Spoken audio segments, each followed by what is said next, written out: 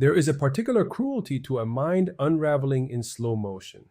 It strips not just facts and faces, but the very architecture of self, the ability to know in any given moment who you are and what you are capable of.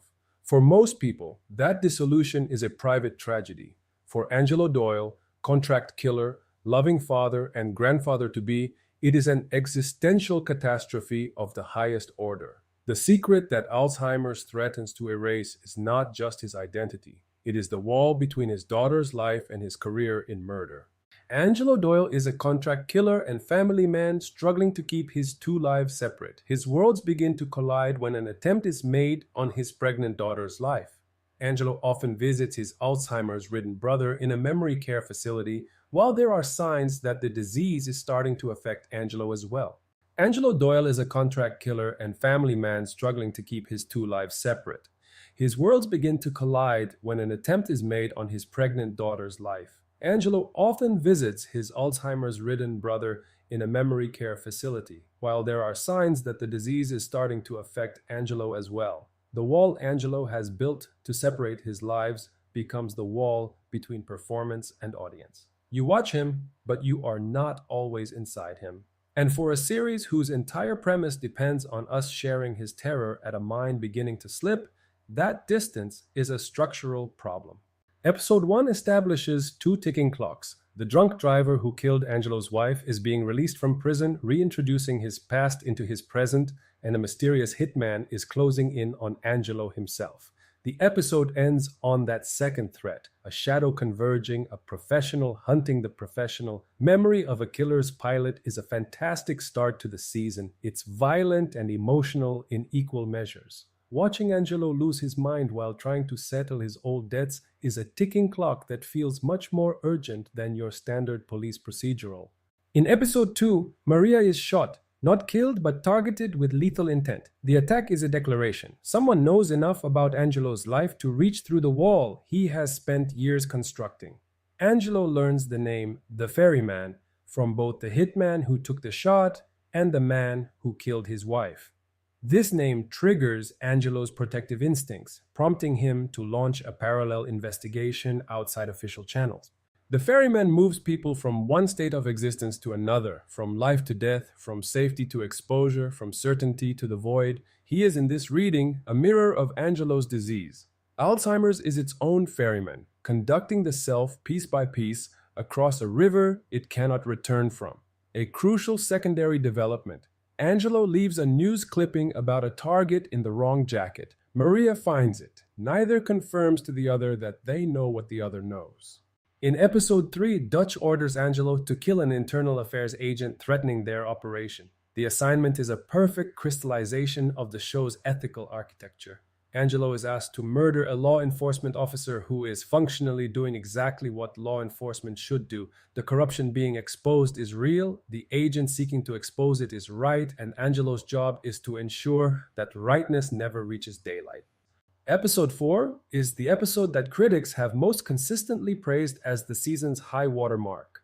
Angelo tracks down Leo, a henchman with Fairyman connections, and extracts nothing useful before killing him, but the killing yields a discovery more disturbing than any confession.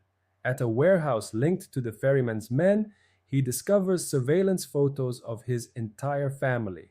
This proves that the Fairyman has been watching them closely. This isn't business, it's personal.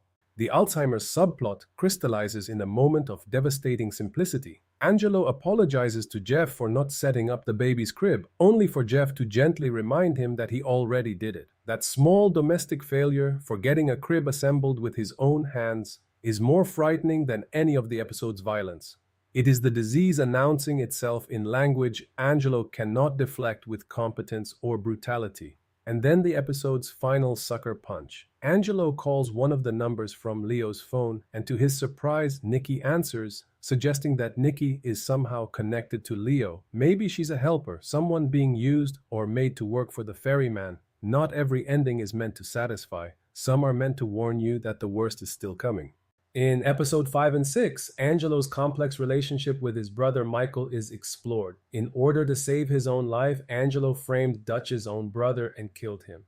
Furthermore, Angelo had Michael admitted to psychiatric care in exchange for Dutch sparing his life. This revelation retroactively colors every visit Angelo has made to his brother in the memory care facility.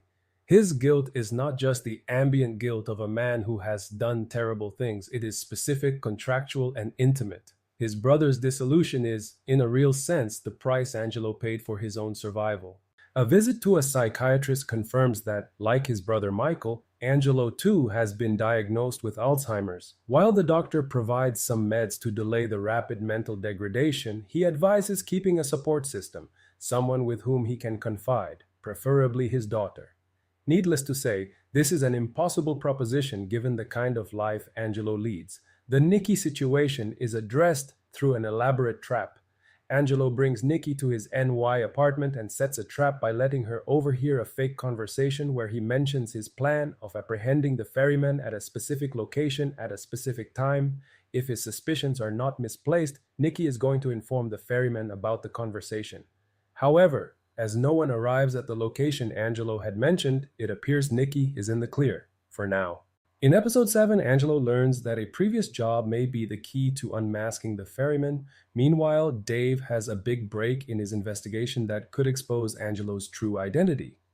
The episode title refers to Dr. Robert Parks, a name that has appeared in Angelo's earlier recollections, whose murder 5 years prior is increasingly central to understanding the ferryman's motivation. The flashback structure that drives the episode is the season's most formally ambitious moment. A hitman with dementia reconstructing the past through fragments, unsure which memories are accurate and which are constructed. The opening flashback to Robert Parks' murder immediately frames the episode around consequences. This is not a job that stays buried. Every kill echoes, and now those echoes are aimed directly at his daughter. By the midpoint of the season, the ferryman has been established less as a character than as a gravitational force. Someone who moves through Angelo's world with godlike foreknowledge, who has been monitoring his family for months or years, and whose hatred is rooted not in Angelo's criminal career, but in something specific and personal. The ferryman is positioned as a calculated, vengeful force in the criminal underworld. The mythological reference to Charon, the ferryman of souls to the afterlife, serves as a metaphor for death, transition, and Angelo's own fading memories due to early onset Alzheimer's. The episode confirms this. The threat has shifted from random violence to a targeted personal attack tied to Angelo's past hits. The season's structural logic points towards several potential identity reveals. Dutch, the friend and handler whose trust issues with Angelo run deep, who may have a brother's grievance buried in their shared history, remains the most dramatically satisfying candidate. The showrunner's careful non-denial, when asked directly if we've already seen the ferryman on screen, is the season's most telling editorial choice.